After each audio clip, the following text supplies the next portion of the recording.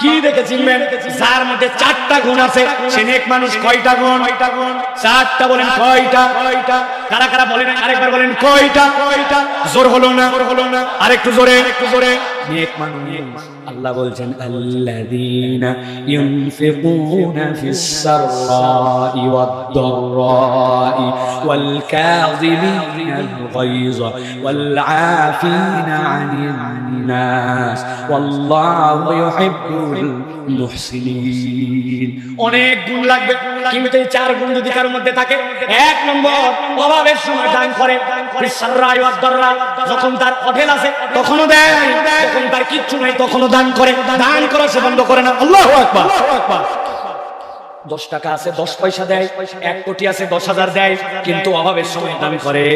বলে না আমারই অভাব, দিতে পারবো না। এক ফকিরের সাথে আমার দেখা, আমাকে বলছে বাবা কিছু দাও। আমি মহব্বত করে পকেট থেকে 10 টাকা বের করে দিয়েছি। ওই ফকিরও বাজারে যাচ্ছে, আমি হেঁটে যাচ্ছি, হঠাৎ করে দেখি একটা 3 মাথার রাস্তা আছে, ওই রাস্তার উপরে একজন ফকির বসে আছে। ওই ফকির বসে বসে ভিক্ষা করতেছে আর বলতেছে বাবারে আমারে কিছু দাও, আমারে কিছু দাও। একটু আগে আমি যেই ফকিরের 10 টাকা দিয়েছি, দেখি বীর বাহাদুর নিজের পকেটের থেকে 10 টাকা বার করে ওই ফকির দিছে। আমি ওই মুরব্বির কাঁধের মধ্যে হাত দিলাম, চাচা বিরাট ব্যাপার তো, আমার থেকে নিলেন 10 টাকা, আবার এখানে আপনি দান করলেন, দারুণ ফকির আপনি। বলছে বা কেন দান করছে তুমি খেয়াল করো না? কেন? বলছে বাপরে তুই হাঁটতেছিলি, আমি তোর কাছে যাই, বলছে 10 টাকা দে। কিন্তু যেই লোকটা এখানে বসে আছে, ছোট ছোট টিউমার দিয়ে গোটা গাতার ভরা, উঠে দাঁড়াতে পারে না, কেউ নিয়ে আসে ওখানে বসাই দিয়ে যায়। ও চাই কেউ যদি এসে দেয় পায়, আমার মতো যে যেতে পারে না। ওই জন্য চিন্তা করছি আমার থেকে ওর অবস্থা খারাপ, ওর কাছে এসে দিলে হয়, আর আমি তো যে নিতে পারি, এই জন্য 10 টাকা আমি দান করছি। ওই ফকির আমার চোখ খুলে দিছে। সত্যি তো, আমার যতটুকু সামর্থ্য আছে, আমার কিচ্ছু যদি না থাকে, আমি সুন্দর করে একটা কথা পর্যন্ত দিতে পারি, ঠিক কিনা? এই রমজানে প্ল্যান করেন, কেউ ফিরবে না খালি হাতে। আমি বান্দা যদি মুসলমান হই, 2 টাকা 5 টাকা 1 টাকার নোট পকেটে রাখেন, পাঞ্জাবির পকেটে রাখেন, কোটের পকেটে রাখেন, গাড়িতে রাখেন, যেখানে যান, আমার সামর্থ্যে যা আছে চাইছে কে দিব, আমি যদি এরকম করে দেই, আল্লাহ থোক থোক করে আমাকে দিবেন। কিছুই দেওয়ার নাই, বলতে পারি ভাই আমি এই মুহূর্তে দিতে পারলাম না, তো আমি দোয়া করলাম আল্লাহ জানো তোকে যেটুকু লাগবে সেইটুকু কোথাও থেকে মিলাই দেন। বান্দা যদি এই সুন্দর করে কথা বলে, এইটাও আল্লাহর কাছে একটা দান হিসাবে কবুল হবে। অতএব ভালো মানুষ, সালে মানুষকে আল্লাযীনা ইউনফিকুনা ফিস সাররাই ওয়াদ দাররাই ওয়াল কাযিমিনাল গায়য ওয়াল আফিনা আনিন নাস। আল্লাহ বলছেন অভাবেও দেয়, অসচ্ছল সচ্ছলতায় দেয়, এরপরে রাগ ওঠে রাগ দমন করে, আর 4 নম্বরে মানুষকে ক্ষমা করে দেয়। এই 4 গুণ আছে যার মধ্যে। আপনি মনে করবেন এই লোকটা মিনিমাম লেভেলের একটা ভালো মানুষ, আপনি ওই মানুষের সাথে সম্পর্ক করবেন। আল্লাহ দায়িত্ব দিচ্ছেন সততা তোমার শ্রেষ্ঠ গুণ, অতএব সৎ মানুষের সাথে থাকতে হবে, ঠিক কিনা? 3 নম্বরে, এরপরে 4 নম্বরে আল্লাহ রাব্বুল আলামিন বলছেন প্রত্যেক মানুষের জীবনে একটা শ্রেষ্ঠ গুণ হচ্ছে ইনাবা। উচ্চারণ করে বলেন কি বলছি? আরেকবার বলেন, ইয়াংরা বলো ইনাবা। ইনাবা মানে কি? ইনাবা মানে হচ্ছে ওই অন্তর, যেই অন্তরটা সদা সর্বদা আল্লাহর দিকে রুজু থাকে। ইনাবা is the similar language of তওবা।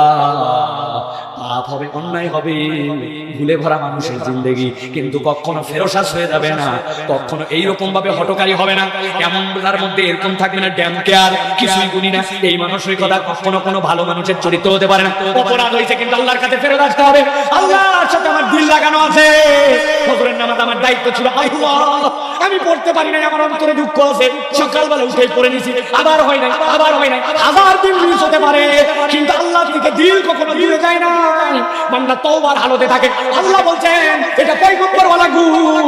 কোন বান্দা যদি এই হালত নিজের ভিতর নিতে পারে, আল্লাহ ওই বান্দাকে প্রতি মুহূর্তে ক্ষমা করতেই থাকে। আল্লাহ ফেরেশতাকে সাক্ষী বানায়। ফেরেশতা কয়বার মাফ চাইছিল? আল্লাহ 1000 বার। আমি মাফ করছিলাম কিনা? হ্যাঁ। আল্লাহ বলছেন আমার নাম এই জন্য গাফফার, তুমি সাক্ষী হও। বান্দা যতবার ক্ষমা চাইতে পারে, আমি আল্লাহ তার থেকে বেশি ক্ষমা করার ক্ষমতা রাখি। সুবহানাল্লাহ। আল্লাহ কোরআনে বলেছেন ওয়ায়াকুলুল লাযীনা কাফারু লাউলা উনজিলা আলাইহি আয়াতুন মির রাব্বিহি কুল ইন্নাল্লাহা ইউদিল্লু মান ইয়াশা ওয়া ইয়াহদি ইলাইহি মান আনাব। আমার আমার আল্লাহ বলছেন দুনিয়ায় তো কিতাব আসার পরে কতগুলা মানুষ মুখ ফিরাই নিছে, তাতে কি যায় আসে? আল্লাহ বলছেন আল্লাহ যাকে ইচ্ছা পথভ্রষ্ট করতে পারেন, আর আল্লাহ হেদায়েত তাকে দেন যার অন্তরটা আল্লাহর সাথে জুড়ে থাকে। অতএব কখনো ড্যাম কেয়ার ভাবলে ঘুরবেন না, গুনি না কোনো কিছু। যতই ওয়াজ করি নিচে কাপড়টা উঠা ভাই, ও চিন্তা করছে না উঠালে কি হবে, এটা একটা চরিত্র আরেকটা চরিত্র উঠানো উচিত, কিন্তু পারি না। এটা আল্লাহর সাথে তার দিলে দাড়িটা রাখ ভাই, দাড়িটা রাখ। ও দাড়ি রাখে না ঠিক আছে, কিন্তু অন্তরের মধ্যে একটা গিলটি ফিল করে। আরেক দল আছে রাখ তোর দাড়ি রাখা লাগবে কেন, এইটাই আছে না। এইটা যদি বলেন আপনার ঈমান চলে যেতে পারে। প্রিয় ভাইয়েরা আল্লাহ রাব্বুল আলামিন শিখাচ্ছেন দুনিয়ার মানুষ কিভাবে তুমি আল্লাহর দিকে অন্তর লাগায় রাখবে। আল্লাহ দোয়া শিখাচ্ছেন, একটু বুঝে বলেন। আপনার আমার রবকে বললেন না দাঁড়া, আরেকবার দোয়াটা শিখাচ্ছেন কে? এই দোয়া কবুল করার মালিককে। তাহলে কি মনে হয় এই দোয়া ব্যর্থ হবে? মন্ত্রী সাহেব একটা পার্সোনাল অ্যাসিস্ট্যান্ট নিবে, পেপারে বিজ্ঞাপন দিছে এমএ পাস এই যোগ্যতা, বোন ফোন দিছে পেপারে বিজ্ঞাপন দিছিস মানে আমি তোর বড় বোন, তোর বড় ভাগনাকে চিনিস না, বড় ভাগনা সব কোয়ালিটি আছে। বেটা তুই নিবি তোর আপনজনকে পাশে রাখতে হয়। আমি তো খেয়াল করি না, আর সরকারি একটা নিয়ম আছে, ওই নিয়মেই কিন্তু নিয়ম দেওয়া লাগে। আমার ভাগনাকে আবেদন করতে বলো, চাকরি কে ঠেকায় বলেন তো? এমপি যদি মন্ত্রী যদি নিজেই ভাগনার চাকরি বলে কে ঠেকায়? ওই চাকরি হবে কিনা? অফিসে একদিন আসছে, অফিসে আসার পরে বলছে মামা দরখাস্ত কিভাবে লেখা লাগে একটু বলেন তো। মামা তার কে? মন্ত্রী বলতেছে লেখ গাধা কোথাকার, বরাবর মন্ত্রী বলতেছে কে? মন্ত্রী সাহেব মামা। ওই দরখাস্ত কার কাছে যাবে? মন্ত্রীর কাছে। বিষয় চাকরির জন্য খানিকক্ষণ পরে ভাগনা বলছে আপনি বলেন আমি লিখি ঝামেলা, আমি একটু অফিস টফিস ঘুরে দেখি, আপনি একটু ড্রাফটটা লিখে দেন। মন্ত্রী লিখতেছে বরাবর মন্ত্রী। বিষয় চাকরির জন্য আবেদন কে লিখতেছে? কার কাছে? ওনার কাছে। এই চাকরিও বাংলাদেশে মিস হয়ে যেতে পারে যদি মন্ত্রীর বা প্রধানমন্ত্রী আবার কারণ লোক থাকে নিয়োগ ব্যর্থ হতে পারে, কিন্তু আল্লাহ বলতেন ব্যর্থ হবে না। আমি আল্লাহ দোয়া শেখাই, আমি আল্লাহ কবুল করবো। আমার আদরের বান্দার কাছে আমি আল্লাহ দোয়াটা বলে দে। আল্লাহ রাব্বুল আমিন বলছেন রব্বানা আলাইকা তাওয়াক্কালনা ওয়া ইলাইকা আনাবনা ওয়া ইলাইকাল মাসীর।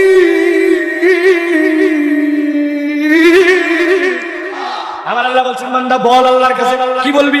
রব্বানা আলাইকা তাওয়াক্কালনা, আমি কার উপর ভরসা করি না, আপনার উপরে ভরসা করি। আল্লাহ বলছেন এরপরে বলবো ইলাইকা আনাবনা, আল্লাহ আমার অপরাধের শেষ নাই, কিন্তু আমার দিল তোমার সাথে লাগানো। আমি হাজার ভুল করতে পারি, কিন্তু ক্ষমা করার মালিক যে তুমি আল্লাহ, এটা আমি স্বীকার করে চলাতে রাখবো। রব্বুল আমিন বলছেন ইলাইকাল মাসীর, আর সাহায্য একমাত্র আল্লাহই করতে পারে। বান্দা যখন এই দোয়ার হালতে থাকে ওই বান্দা ইনাবাওয়ালা চরিত্র হয়, আর ওই বান্দাকে মাফ করে দেওয়ার দায়িত্ব আল্লাহর হয়ে যায়। লাস্ট সর্বশেষ শুকরগুজার বান্দা হতে হবে। সকল পয়গম্বররা শুকরগুজার ছিলেন। শিকলগুলা বোঝেন, আপনি যদি শুকরগুজার না হন আপনার দিল ইনাবাওয়ালা হবে না। ইনাবাওয়ালা দিল না হলে সৎ মানুষ হতে আপনি পারবেন না। সৎ মানুষ না হলে মানুষকে ক্ষমা করা যায় না, আর মানুষকে ক্ষমা যদি না করতে পারেন তাহলে আপনার দিলের মধ্যে হালত তৈরি হবে না। আল্লাহর জন্য খরচ করে মেহমান নেওয়াজি সহ খরচ করা, আল্লাহ এই জন্য বলছেন শুকরগুজার হওয়া বড় গুরুত্বপূর্ণ। আল্লাহ কোরআনে বলছেন ফাযকুরুনি আযকুরকুম ওয়াশকুরুলি ওয়ালা তাকফুরুন। বান্দা তুমি কৃতজ্ঞ হও, আমাকে স্মরণ করলে আমি আল্লাহ তোকে ব্যর্থ করব না।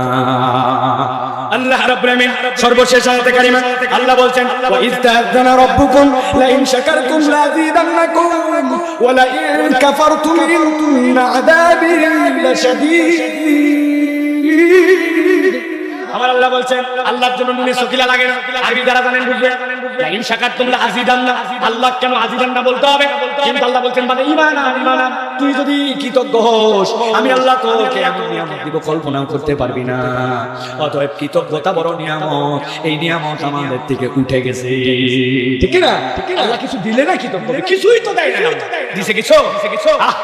যেই মুখ দিয়ে বলতেছেন কিছু দেয় না, ওই মুখটা যদি সকালবেলা বন্ধ হতো টের পাইতে। বলছে হুজুর আপনার সাথে একটা সেলফি তুলো। তুল ভাই সাপের পরে সাপ উঠেই না ছবি। বিরক্ত। আমি বললাম কি লেখা হচ্ছে দেয়া নিয়েছেন sufficient memory card. If you want any new picture please delete something from it device. ওই 68 জিবি ভরার আর সময় পেলাম। আছে না এরকম? আর সত্যি ভরে গেছে 100 লিখে না। আপনি মায়ের পেটের থেকে হওয়ার পরের থেকে চোখ দিয়ে দেখতেছেন, কান দিয়ে শুনতেছেন, কোনদিন এই এলাকায় বলছে নাকি হ্যাপি বার্থডে টু চাচা, today you 70 years old, your brain's memory is already full, if you want any new symptom tomorrow please delete something from your head. চাচা বুঝে না বুঝে 70 বছর বহুত দেখলেন, আপনার ব্রেনে আর পর্যাপ্ত মেমরি নাই। বলছে কোনদিন বিজ্ঞান কি বলতেছে?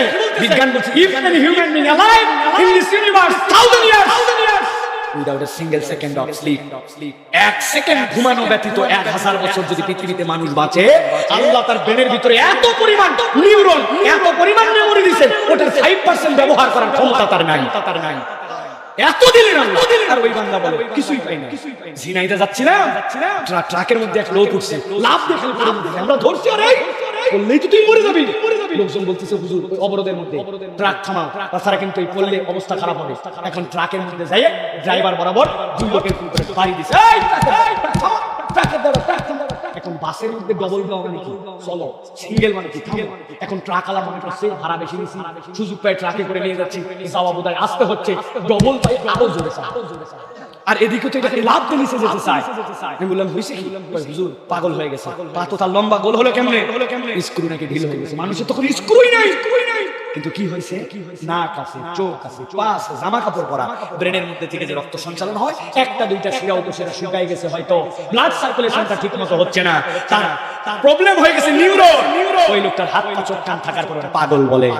আমি নিয়ামত খুঁজে পাই না, দুনিয়ায় যে বেটা যাই বলো আমারে পাগল বলবে, এরকম করার অধিকার নাই, ঠিক কি না? আপনি নিয়ামতের কৃতজ্ঞতা কি করছেন? একবার সুবহানাল্লাহ এটা মনে করে বলুন, একবার আলহামদুলিল্লাহ দিল থেকে বলি না। আলহামদুলিল্লাহ তো ঠোঁটের আলহামদুলিল্লাহ, ভুয়া আলহামদুলিল্লাহ। এই জন্য প্রিয় ভাইরা কৃতজ্ঞ হতে হবে আল্লাহ। কৃতজ্ঞতা ইনাবা, ভালো মানুষ হয়ে যাওয়া, ভালো মানুষের সাথে চলা, তোমার গুণ, অতিথি সেবা, সকল পয়গম্বরের গুণ। আজকের মাহফিল থেকে যদি সিদ্ধান্ত নিয়ে যেতে পারি, আল্লাহ রাব্বুল আলামিন দুনিয়া আখিরাতে আমাদের কল্যাণ দান করবেন, বলেন আল্লাহুম্মা আমিন। ভিডিওটি ভালো লাগলে ভিডিওটিতে একটি লাইক দিয়ে চ্যানেলটিকে সাবস্ক্রাইব করে আমাদের পাশে থাকবেন। ভালো থাকবেন, সুস্থ থাকবেন। আসসালামু আলাইকুম ওয়া রাহমাতুল্লাহ।